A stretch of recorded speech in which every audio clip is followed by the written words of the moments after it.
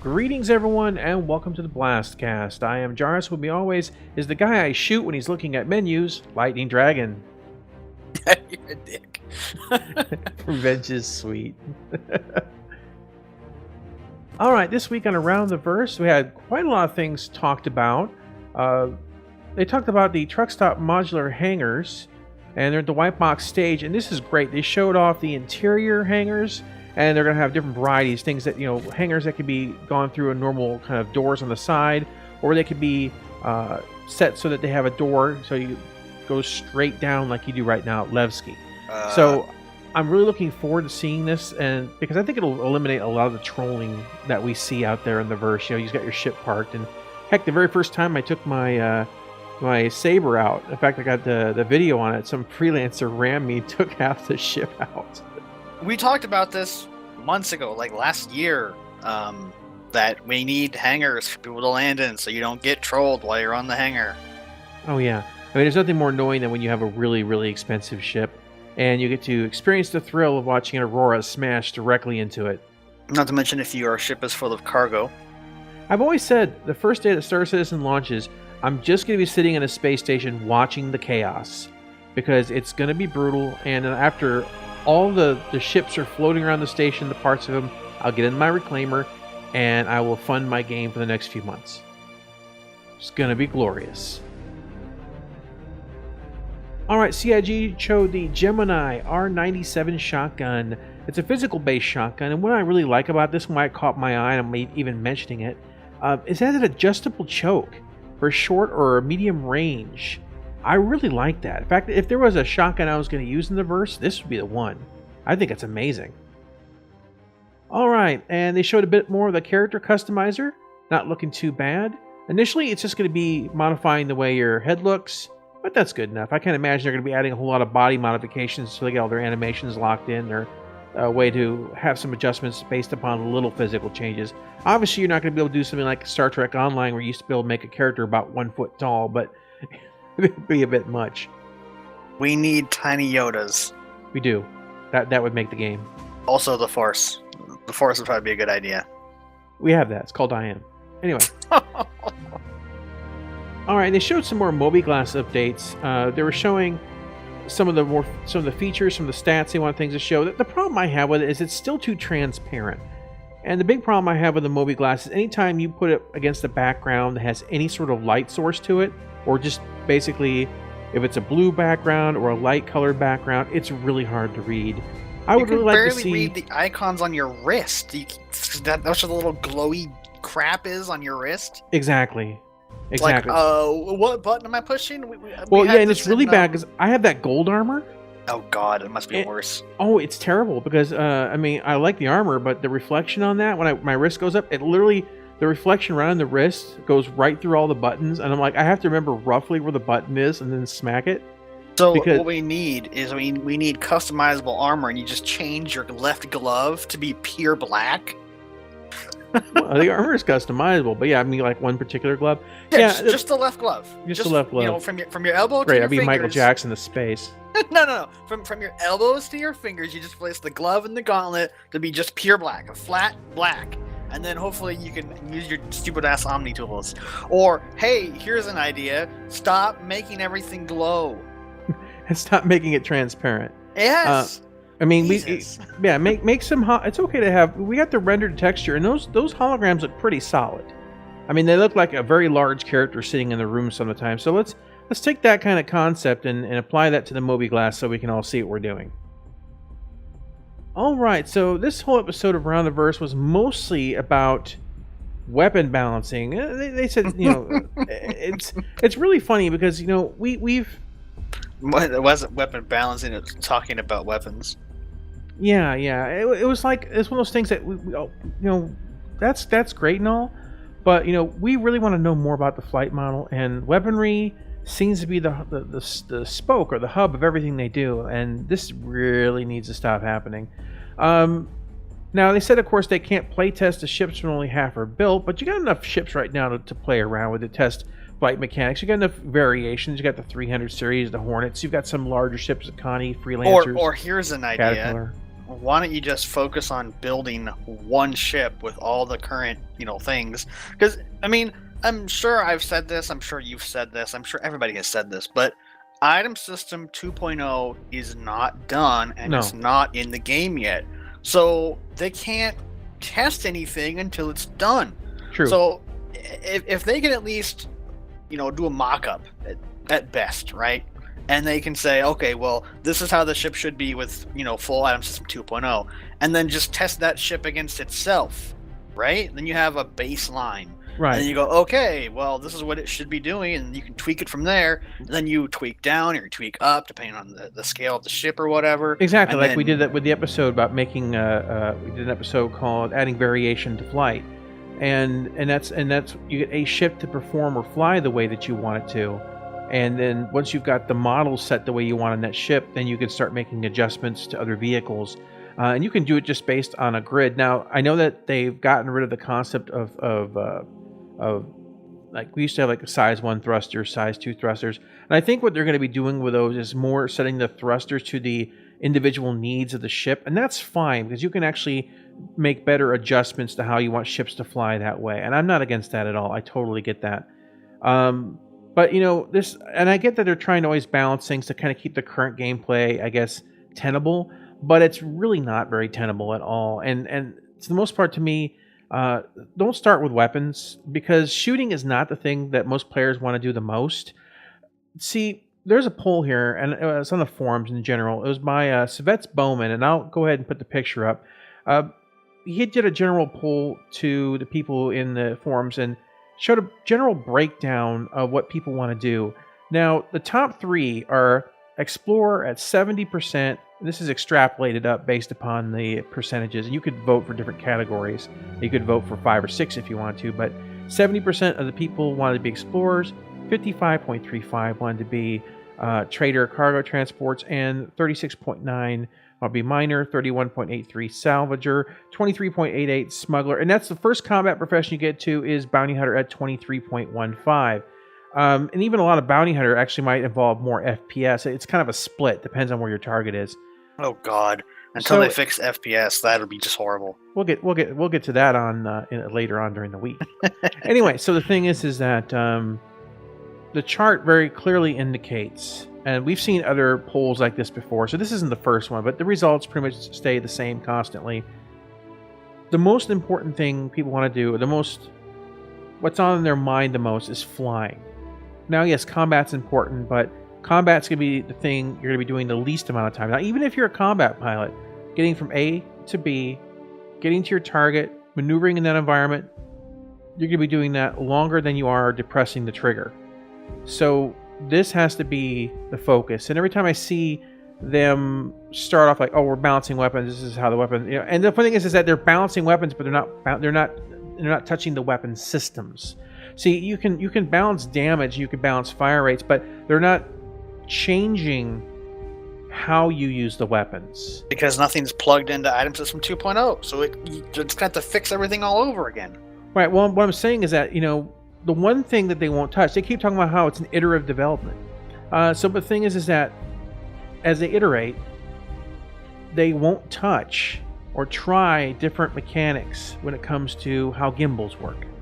It's the one thing that isn't iterative in the entire game. They've done everything else. They've changed everything else, and they changed it back too. Well, they've changed the flight model. They changed weapon damage, fire rates. They tried to play with the pips, but they don't change the gimbals. They changed with ship speed as well. Right. So they've done all that. And so when you look at what they're doing, when you have one thing in a game that's not changed no matter what, well, that's the core of your game. So there's like a picture I saw on the web. It's a kind of an old picture, but how the nervous system sees your body, and it's like your hands are the biggest part, and like your lips and your tongue and whatnot, and and it's kind of related to the sensitivity of nerves or how many nerves are in an area, and so you can see this picture, but replace the body with like a hornet and all the big hands and lips and stuff with guns, and that's kind of the way I see that CIG is viewing their flight mechanics. It's like you're not flying a ship, you're flying guns with a ship attached to them. So that's something that when I saw that I was kind of disappointed, and not so much the fact that they're making changes to weapons. That's fine. I mean, that's all part of it, but it's just like, can we please see basically a change to the mechanics in that regards? Because they're gonna have to change guns as the game continues to develop. Yeah, well, they're gonna have to change it at some point in time. I just wish they'd do it sooner than later, because it's actually becoming the longer you take to change something, the harder it is for a community to accept it. And that's just, we started off with Star Citizen, the first iteration of Arena Commander. Gimbals, there was no -1, and they were all automated, and they had slew rates. And then they went to, this group people can use them effectively, and this group people cannot. And then we have this big damage disparity. And then they've been trying to balance around it ever since. Everything from weapons to flight model. And it's the one thing they won't touch again. It's so weird. Anyway, beat that horse to death. There's a perfect example with the Stellaris 2.0. Yeah. Well, if you don't mind a small little tangent here. No, tangent away. All right. So I don't know how many people that watch our show have played Stellaris, but I find it one of the better 4X games out there. I'm not saying it's the best. I'm not saying it's it's the future of all 4X space games. It has its problems, but for the most part, I enjoy it more out of all the other ones I've played. First of all, it just works all the time. I've played other ones that are better, but either they have like one mechanic or two mechanics that are just completely and utterly broken that destroy the entire game. And they had 3 methods of FTL, faster than light travel. And the way the game worked, there was like a pro to con, and it was like, this one's really fast, but you're limited to how far you can go, where this one's really slow, but you're not limited in range, and then this one is really, really fast, but you have to have, buildings so you can travel between point A and point B. And so they all kind of had their own, air quotes, balance. And they pretty much realized that over the course of the year the game developed, that it didn't work as they thought it was. So the upcoming quote-unquote 2.0, I like to do the air quotes, the Stellaris 2.0 patch is removing every single FTL travel from your ships and moving it down to only having 1. And the other 2 FTLs will be like rare things that are part of the map and not your ship. And they just went through a huge overhaul for their weapon damage, and it's a lot better. So like, you still kind of want to have like maybe 2 types of weapons, but like 3 would be overkill. So if you like have a little bit of missiles or a little bit of lasers or a little bit of kinetic, and they all pretty much are about equal. But they're changing missiles again, and they're changing the way the fleets move and how fleets are combined. So you can't have giant fleets anymore. You have to have several fleets. So what's the point of having 3 fleets in one area as opposed to 1 super huge fleet? And they're changing so much of the game all at once. And see, we as Star Citizen backers have a unique experience where we can test these things and we can say, hey, that's dumb. But it doesn't matter if we think it's dumb if the developers don't change it. So Stellaris is kind of doing the same thing, where there's this huge change coming up in about 2 weeks, less than 2 weeks now. And, when it comes out, there's going to be a big knee-jerk reaction to everything because so much is going to be changing. And, Star Citizen could really not do that kind of thing. They can have it where it's like, oh, that was really dumb, so they changed it. So when they get to that release point, there's not that knee-jerk reaction where people jump in and play and like, I want to fly with HOTAS, but I'm being destroyed by people with flying mouse. What's the problem? Oh, if you want to fly dogfighters, you have to fly mouse. Where in the original pitch, they're saying you don't have to. You can fly whatever you want. And I've been flying mouse and keyboard, not because I prefer it, but because it's easier for me than digging my HOTAS out, setting it up. Because we usually play for a couple hours at a time, and I don't want to dig out my, set up my entire desk to play. And this is when they've got the new patcher system out. I think now's the time for them to set up a second PTU of people who volunteer to test new flight mechanics. Basically, where they can go in, make changes to how systems work that's not on the live server, and then they can play those new mechanics. They can talk about them, like play the changes on the mechanics for 1 or 2 weeks, fill out some paperwork, some reports, some thoughts on it, have meaningful discussion, and then But first thing we need to hear from them is what do they want to do? What's the direction that they want to go? Because without knowing what the target is, we don't know what to tell them if they're getting close, if they're far from. I mean, is it Star Wars style? Is it World War II in space? Is it Diaspora style? Is it freelancer? Even though they said it wouldn't be. Never a freelancer, not in a million years. Yeah, Compare no the games side by side. It's exactly then, like freelancers. So the thing is that I mean, what are we working with here? So we can tell them if they're closer or they're further, and I would really like to see them do this. Just PTU version 2, where we can just kind of get out there and that's all we care about is flight model and flight mechanics, and give them feedback on that, and they could reduce the number of people on those in each shard, because it's need to have a decent frame rate in order to test these things. So we can't have 50 people instances. They got to reduce it to 10, because it's not. That's enough for people to get in the small dogfights if they want to test that. It's enough for people to travel around the planets, test out atmospheric flight.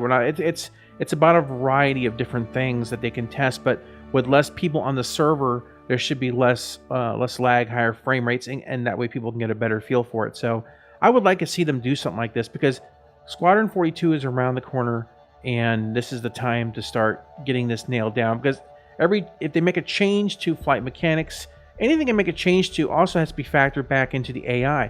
And the AI as a single player game is kind of like everything you're dealing with.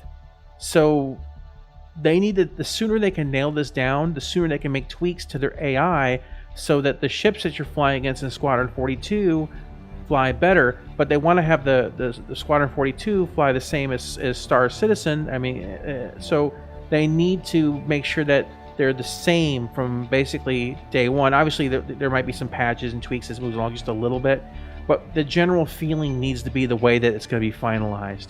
And so really now is the time. One last little bit before we move on. It's interesting that you mention like a higher frame rate and lower ping, because when I was reading earlier, not exactly related, but like MMOs, right? It's like people were talking about different damages with their classes, and they were actually saying when you have a good latency, it affects your total DPS by up to words of 10 to 15%. So that low frame rate and low or high ping is a big factor for testing these things. Absolutely. That's why 3.1 is so important. All right, they talked a little bit about ship armor. Basically, you'll be able to swap out the armor on your ships, and they'll have a different effect. Like, for example, the Hornet Ghost's armor actually makes missile locks take much longer, as an example of one of the things that armor does. And there'll be heavier armors, all sorts of different things, different kinds of tweaks to the armor, and that's going to be nice to see that swapped out. So I might give my Super Hornet stealth. Don't know yet. They're also separating out hit points and armor, where before they were the same thing. Basically, all ships had the same armor, and they just scaled the hit points, and now those things are being separate. Yeah, it's a damage. Right now I think it's a 0.9 damage resist for civilian, 0.7 or 0.6 for military on average. Pirate NPCs have less resistances, which I found would be kind of a weird thing, because I remember originally when Chris was pitching it, he wanted NPCs to be indistinguishable from players. So making NPCs, changing the stats on ships to make them stronger or weaker seems to me to it kind of destroys that not being able to tell. Depends. I look at it and I see it as like, oh, pirates, they're in like used ships or beat up ships. True. Not very well maintained things. And like the average pirate probably doesn't have as good of a ship as you do unless your ship's been shot all to hell. But they can scale that in any direction. So you could go up to like the Van Duel or for like the example where it's a 1-to-1 where they have their armor values maxed out because they're part of a fleet group and the ships are maintained. Where with pirates, maybe they are maintained. Like if it's a really major pirate faction, they're probably maintained. But like your average just run-of-the-mill guy might not take care of a ship as much as like a player or a military would. So I think it's good. Yeah, like a worn-out rusty ship. Yeah. I don't think it's a bad thing. I think it'll help. We'll have to see how it's implemented. implemented. We'll have to see how it's implemented in the final approach of it, or at least as it moves forward. Yeah. Now we have physical energy and distortion weapon types in the game. They want to add a couple more. One of the types they mentioned was beam weapons, kind of like phasers in Star Trek. Right? From what I've heard, they're mostly going to be large weapons, but I'm not exactly sure about that because when the Defender came out, they talked about how that it has, and I hated the term when they used it. It's a sniper ship. Oh God. Words that should not blend in any sort of light. But anyway, so they described the weapons on the Banu Defender as pretty much being hit scan. So, speed of light weapons. And, if you add phaser beams or solid beams, kind of like Elite Dangerous has, and you have this pixel perfect targeting, and if they're able to be put on fighters at their smaller scales of it, that's going to be your new meta. I can about guarantee it. Oh yeah, no one's going to want the lasers. Yeah, no one's going to have to lead anymore. They're just going to literally put the cursor right over anymore. It's just, that's the linchpin right there. We'll have to see. I hope they only stay as large weapons, but even then, man, those would just be scary as all hell. Unless they're put on turrets and you could just laugh at them. If they're capital ship only turrets, I could see them being useful. But yeah, true. But with the putting pacing, them on fighters, absolutely not. Yeah, but if they're on, as I said right now, if they're on turrets with the pacing we have right now, they'll just make a pretty light show you can laugh at. So yeah, you'll still miss. All right, on Reverse the Verse, I like to call this the Player Question Ignored Edition. They gave us a bunch of they gave us a forum post where we could ask questions related to the flight mechanics. I voted some of them up. Yeah, and they took, I think, like 2 or 3, I think it was 3, from the actual forum, and the rest were from chat, which was like from the Twitch chat, which I was like, that was very frustrating. And what they answered, only one of them was interesting for the most part, but none of them were related to flight, which is like, okay, so why did you have us ask questions about flight? They asked us about how they're going to balance time to kill, which is like, that's, time to kill something, I think, once again, back to FPS. It's TTK is something you imagine also maybe with 2 capitals slugging it out, but I can't see, I don't know, that's not something, it should be, maneuverability, getting into position to have the ability to fire on your targets, defensive, offensive, but time to kill, that sounds like an FPS term. Long-term plans are balancing between now and the goal. They talked about one thing they did mention, the ballistics penetration, why they want to have it. They said that shields actually do slow down physical, that's why they're on the ships, but the shields don't slow it down enough. That's their description of it. So I guess their shields are pretty weak on the physical end of it, unless you get specialized shields that are stronger just in physical. So we'll have to see how they approach that. If they make shields that will pretty much stop all physical, that's going on my ship because I don't want to deal with that. And they're also, people were asking in that, basically the ships keep blowing up, what are they going to be doing about it? And that's just because the ships are one solid pool of hit points. There's like, for the most part, you've got like cockpit hit points and whatnot. For generally speaking, when hit points equal 0, ship explodes. So they're working on things like the grid splitting, the ship splits in half. They have people standing in this half of the ship, people standing in that half of the ship, and everyone's alive, but the ship's just wrecked. And then that could turn into a dynamic mission. So they have to work on the multiple physics grids when the ships are split and stuff like that. I wonder what happened to someone standing right on the crack, though. I wonder what happened to them. Well, they get ripped in half and die. There you go. One leg sticks to each half, and it just tears them down the middle. But that's not going to happen because apparently there's no mag boots. Oh yeah. That's true. That's kind of what came up today. So yeah, then they asked, of course, about the beam weapons. That's obviously we covered that already. And now the ship parts, the components, they talk about what are the different ship types. We have military, civilian transport, and industrial. Ships come standard what's called the C class. That's basically your default standard performance, and from there it goes up and down. Not necessarily in cost like Elite Dangerous does, where A is like the best, but the variety changes stats. So, for example, you may have thrusters that put out more thrust, but they overheat quicker. For example, that could be a difference in a type that maybe that's an E type or something like that. So it's going to be basically, from what I gathered, and it's roughly the same quality, but it's just how they work or what they do with the modifications there. And of course, they said they want to give us the ability to do our own modifications and things, so you can probably do tweaking onto those as well by making them overclocking. They keep teasing us with it, but they've yet to show anything. Yeah. They asked about, will shields be able to be better against ballistics, or you can change the modulation of shields for different damage types. And they said you could harden shields by transferring power. But the problem with all this is, once again, you need the pacing to use your MFDs in combat, and we have gone over thoroughly where that problem starts stemming from. Not to mention the stupid F interaction button. Yes, exactly. All right, and someone asked about the IFCS, and Disco Lando reworded the question due to aggressiveness, which probably means it was pretty scathing. There was a lot of anger in that, and probably a lot of it from me, frankly, in that Q&A area. They just avoided, I think, a lot of the controversial questions, but they asked about ESP. That's their resident aimbot. That's basically what it is. It's an aimbot light to kind of balance off the aim to fly that they've created.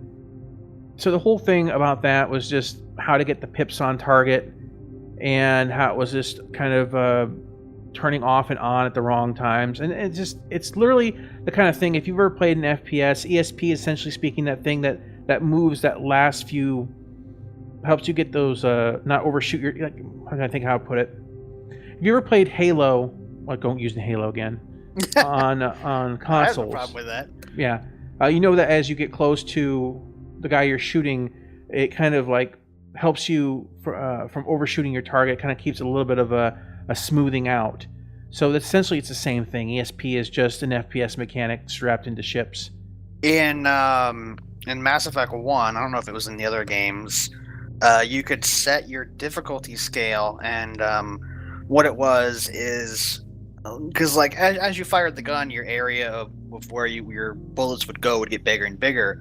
But depending on your difficulty scale, as long as the target you were shooting at was close enough and they were in the center, you'd still hit them with like 90% of your shots, because like the bullets were like being programmed by the computer to, bullet magnetism.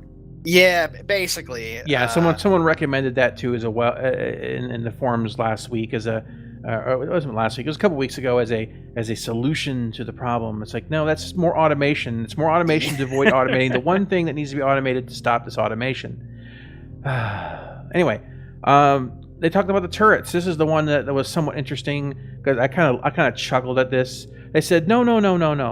Both these axes, left and right and up and down, are actually first order, not zero order. It's just that up and down is like really, really fast, aka instantaneous.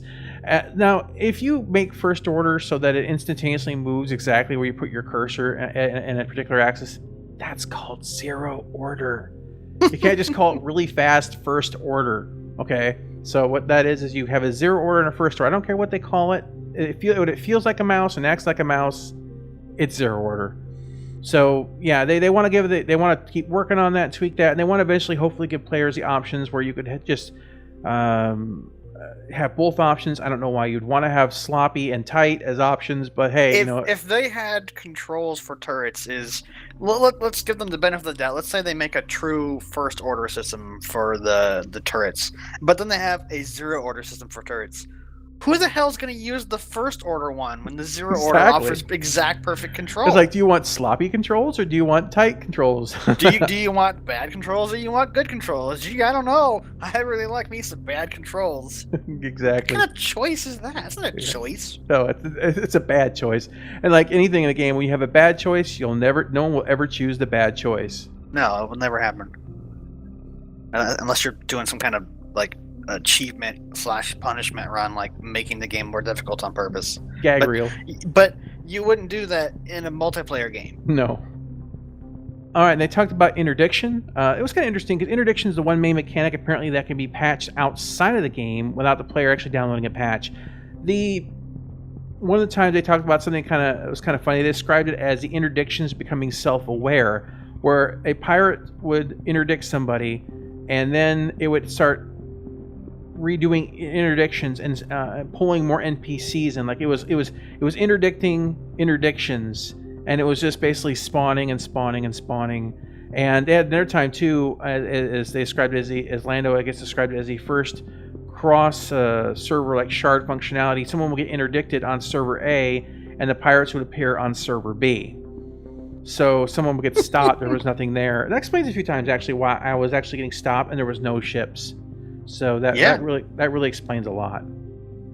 All right, they had a question about weapons and different rates of fire and velocity. If they would allow them to set that all weapons with fire have the slowest, match the slowest velocity to have one unified pip.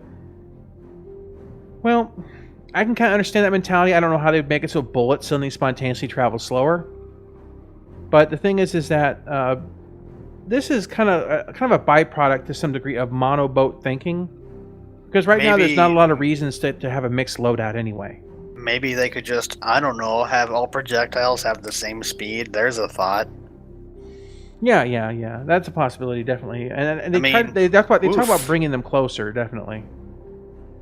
But it's like, right now, like a lot of people that go in, they're like when I fly my Hornet, okay, I'm gonna bring in all the same type of weapon. I'm going to bring in the repeaters or a heavy, a slow shooting weapon, but they're all going to be the same because I don't want to deal with the multi-pips, or at least as little as possible.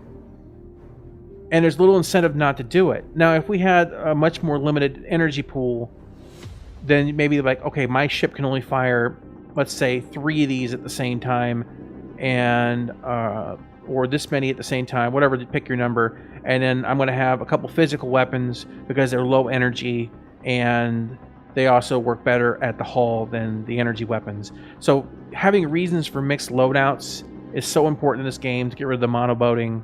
So I don't really care. There's 2 ways they can fix it. There's basically your idea, but give us a button and weapon groupings. So like, I have energy weapons on this, and you push a button, and now you switch to your secondary weapon group, which is like all your physicals. Therefore, you only have 1 pip. It still means it can only have 2 types of weapons. Or there's the easiest one, which I've already said: make all projectiles fly the same speed. I mean, it's not rocket science. Well, technically speaking, this is physics. There's physics in it, and these are spaceships, so it is kind of rocket science. Not to be overly negative or misspeak or anything, but I've played physics games that have more physics in them than Star Citizen does. So I think everyone has. It's just they say there's physics involved, but I'm sorry, I don't see it. Well, it's overpowered by the values put into the IFCS, which creates a feeling of no physics or weak physics, because they just have the values. It's like you have a great system underlying, garbage values go in, garbage comes out. It can only work with what's put into it. All right, and they had talked about time. Is there going to be a fix for that time to kill that supports multi-crew functionality? Short answer to this, just from my personal point of view, no, not until they fix the problem, which is the whole pacing issue we've covered in here multiple times. They said, it'll change. They moved to a new system that can't be done at the moment due to a fixed health pool, which is why larger ships are dying so quickly. Like an Aurora's hit points in the body is about the same as the hit points in the cockpit of, say, a Connie. And then if the cockpit gets taken out, ship explodes, and then you're not. Connie is huge. Yeah, exactly. But they can't do any of this until they can fix the pacing, and the pacing has to be dealt with by getting your aim-centric flight, and that's not going to happen until they deal with the one thing they won't touch, which is gunnery. Yeah, I just feel like circle. It's a circle, but it's always, once again, you want to know where you want to fix a circle, first find out where the spoke is. Calling all devs. I actually really do like this show. This is really kind of like the Citizens Corner, but with better inside information. So I'm all good by that. And obviously we ever covered that. No mag boots. But it's weird. Yeah, they want to have EVA thruster pack that keeps you to the ground automatically, to kind of simulate gravity, which I'm not too happy about, because I remember the original FPS when they showed that, they're like, oh, someone shut the gravity generator off the station, everyone's bouncing around and they're like pushing off of things. I thought that was awesome. That looked amazing. And now it's like, nope, my EVA thruster pack just keeps me on the ground and everything's good. They're cheesing it is like, oh, like actually implementing mag boots would be incredibly hard because of physics and all that. And so rather than that, they just make up a air quote in-lore reason why you can always be touching the ground. Right, because your EVA pack senses the direction it's supposed to put you, orients you, and keeps you on the ground. That's such a freaking cheese maneuver. It's just like, oh, we have a problem with the game. Let's just make up some bullshit reason why it doesn't do that. Cop out. Alright, is there also going to be a single-player version of Star Marine where you just fight the AI? They don't have any plans of doing that. Which is kind of sad, actually, because I thought that would be the perfect arena to actually safely practice dealing with AI. Definitely. But that doesn't look like that's on their docket, so... Does that mean there's not going to be any ground combat in Squadron 42? I mean, that... I guess Squadron 42 has to be where you test, where you do the ground combat. Yeah, I mean, how are the guys going to test this if not in Star Marine? Isn't that what Star Marine was for? Well, I mean, they get players shooting each other, but I don't know. To me, it seems like a great place to test AI behaviors. I don't know. And someone asked again about the P-52 Merlin docking on the Connie. Standard question. I don't know why. I think that was asked last week. Yeah, they're working on it. But they did actually take time to show the landing gear of the Reclaimer work. That was actually pretty cool. I got a kick out of that, being a Reclaimer owner. It looks very, very mechanical when you see that landing gear. Wow. I mean, that's a lot of moving parts. When a character dies, will you have to buy a new character or get it for free? That was kind of a weird question. Well, I'm like, wait a minute. So no one was it the ultimate microtransactions? You die, you have to buy a new character. Your 5 lives are up. Swipe your credit card. Oh gosh, no. Well, I think what they're trying to say is that you have to. I the way it's worded is so bad, but so there will be an in-game fee for respawning, aging, wear and tear, and they're looking at. Obviously, they want to have multiple characters in the game, and that's the plan on the road. They're planning on having that, so you can have multiple characters, which is good because I have 2 packages, so I would very much like to have the benefit of that. But I could see if you quote unquote die, right? For example, in Empyrean, right? Again, we've been playing recently, but we haven't put any videos out on it. And when you die in Empyrean Galactic Survival, you have an option of respawn right where you are, which you respawn with nothing because all your stuff's on the ground. So if you die to a hostile creature and the creature's still there, it's just going to eat you again. Or you can spawn back at like the closest base or your ship or something. And I'd see that as like in Star Citizen lore. It wouldn't be, obviously it wouldn't respawn where you're at because that'd be stupid. Yeah. But I could see like, like 2 levels of doctoring, right? Or maybe even 3. Maybe you have one where you didn't get hurt that badly, like you ejected, but you had to like get recovered. So maybe there's like a really cheap one where you spawn back at some really low-end space station where it might be hard to get off of it. You might have to have someone to come pick you up, or you have like the middle-of-the-road one where you have to pay money, but like if you're hurt or whatever, you only get like minor treatment, like not very good. So you either have to go and see a doctor afterwards or just live with like the consequences. Like maybe your leg didn't fully heal. Then you have like the most expensive one, which is like, I want everything back to 100%. Well, how about this? You talk about incapacitation, talk about if a character gets put in jail. How about if everyone has like 3 or 4 characters at default, and if a character gets quote unquote killed or put in jail, there's a timer that character's locked out, and you play a different character because that character has to, there has to be transportation of that character. If it's in jail, like say your character's in jail for I don't know, a week, let's just say in game time, because you got caught. And you've got 2 other characters. You play with the other characters in the meantime or whatever. Or you try to break out of the jail. Yeah, try and break out your character. That'd be kind of cool. Yeah, use your other characters to break out the character that's in jail so you have access to all your characters again. I mean, why not let us have all those different character slots? But when you get into a situation that it would be out of commission, then have a timer on it and just say, okay, well, all the characters on their account have access to your same ships. You're all part of a, like look at your characters as like a family. As a family or a small company or a small business, maybe tied to a larger one in your guild or whatever. But the point is when that character is taken out of commission for a certain amount of time, there's a timer that goes similar to the way that we have the insurance thing right now, without the expedition, unless you want to go out personally speaking and go get your guy who's floating out in space. But the point is that you have that timer there that gives you the incentive maybe to play another character in the meantime. Like, oh well, it's gonna take me 2 hours to get out there. I'm gonna log into my mining character. I'm gonna go mine for a while. He should be build back up some money. Right, he should be picked up and rescued, and then I'll just deal with the payments I have to make for the rescuing or whatever when it comes back on, or something along those lines. I can make more money mining than dealing with that. So something along those lines. I don't think that's out of the realm of possibilities, and it kind of ties into the insurance system a little bit. And that was just a random thought just popped to the top of my head right now. So yeah, sounds good. Not fully fleshed out, but I literally just thought of it as you were talking about it. So there you go, on the fly thinking. All right, and there's a little bit of update on the Crytek lawsuit. The motion to dismiss was being determined without oral arguments as of February 9th. Currently, there's no decision. But Leonard French's video is a very short update. He says it gives it about a 60-40 chance, where 40% being in favor of Star Citizen being dismissed entirely. It's difficult for these things to get thrown out. He said that dismissed without actually going to court, but the chances from the way he said the Star Citizen had written their documents, how they addressed the complaints, was pretty solid, and that's why he gave it such a high chance, which is doesn't sound too bad actually. It's pretty close to a 50-50. All right, it's kind of an editorial note, and I just want to kind of just mention something really quick here because it did kind of bug me when we're dealing with this whole situation of the Q&A that was put out. What someone doesn't say is sometimes just as telling as what they do say.